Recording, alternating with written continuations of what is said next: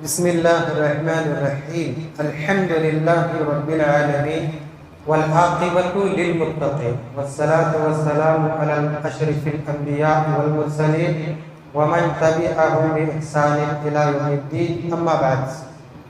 عن معاذة بنت عبد الله الأدوية قالت سألت عائشة رضي الله عنها فقلت ما بال الحائض تقضي الصوم ولا تقضي الصلاة فقالت أحرورية أنت؟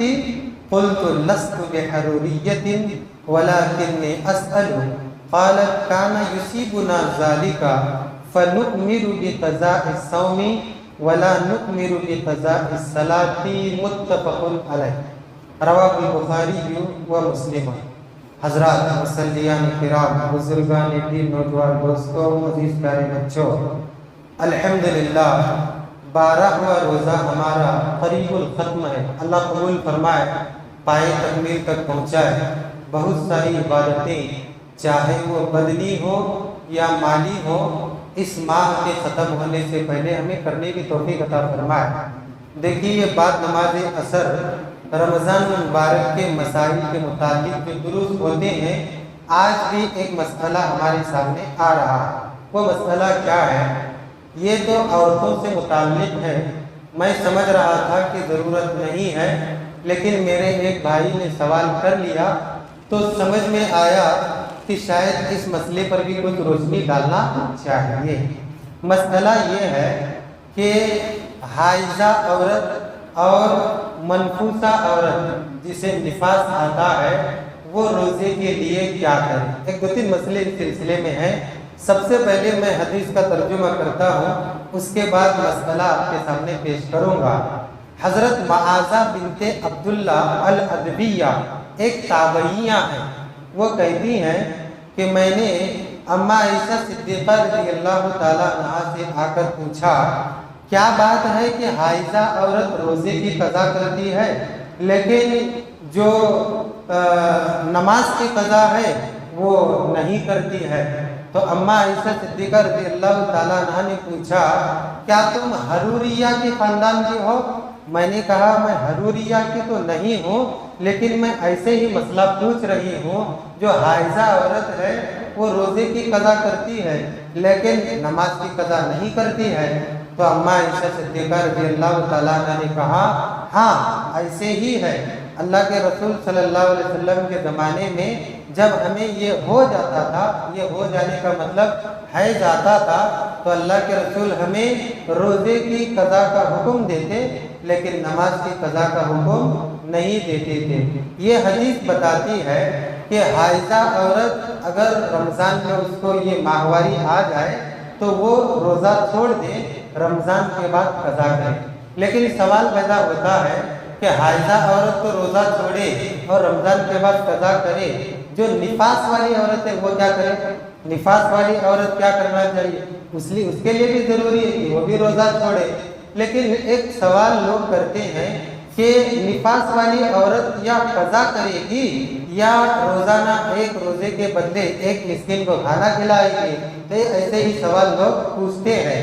مفسرین اور محدثین نے اس حدیث سے دلیل پکڑتے ہوئے دونوں عورتوں کے بارے میں کہا ہے، چاہے وہ حائضہ ہو چاہے وہ نفاس والی عورت ہو، وہ روزہ نہیں رکھے گی، رمضان کے بعد اپنے روزے کی قضا کرے گی، لیکن فدیہ اس کے لیے دینا کوئی ضروری نہیں ہے.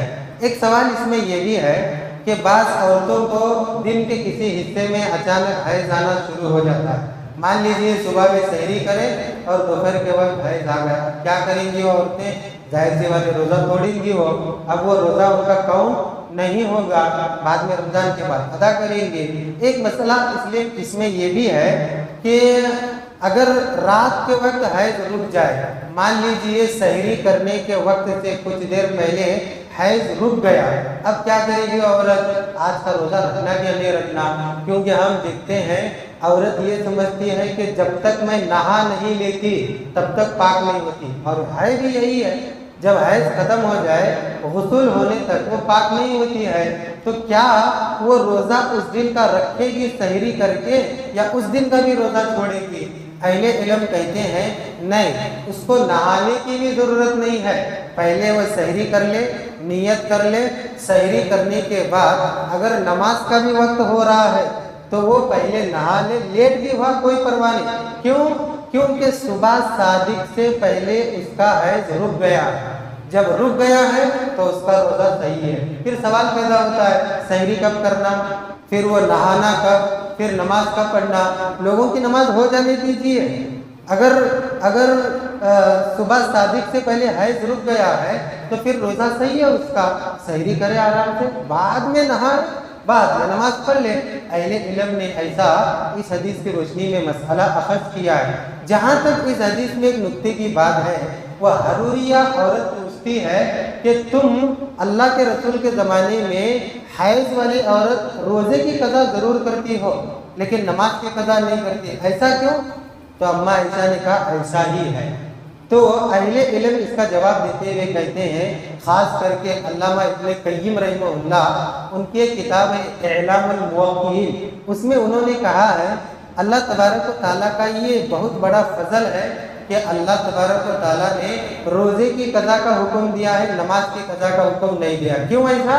کیونکہ نماز روز ہے، نماز برس کے 12 مہینے ہے اور حیض مہینے میں 7 دن آتا ہے، ہمیشہ حیض آئے اور ایسے ہی عورت نماز کی قضا کرتی رہے تو پھر اس کے لیے تکلیف ہے۔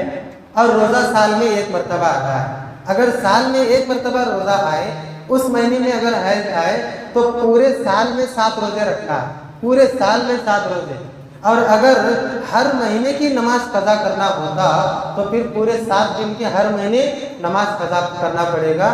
یہ اللہ کی طرف سے ایک دقت ہے، مشقت ہے، اور اللہ تبارک و تعالیٰ اسے پسند نہیں کرتا ہے، اسی لیے روزے کی قضا ہے، نماز کی قضا نہیں ہے۔ ایک مسئلہ اس میں یہ بھی ہے، اہل علم بیان کرتے ہیں کہ جو عورتیں نفاس والی ہیں، نفاس والی عورت تو بیمار مانی جاتی ہے، حیض والی عورتیں ہیں وہ صبح میں پکائیں گی، سب کو کھلائیں گی، لیکن شام تک خود کچھ نہیں کھاتی ہیں، پانی بھی نہیں پیتی ہیں، کیا سمجھ کے ارے گھر کے سارے افراد روزے سے، میں کیسا کھانا، میں کیسا پینا۔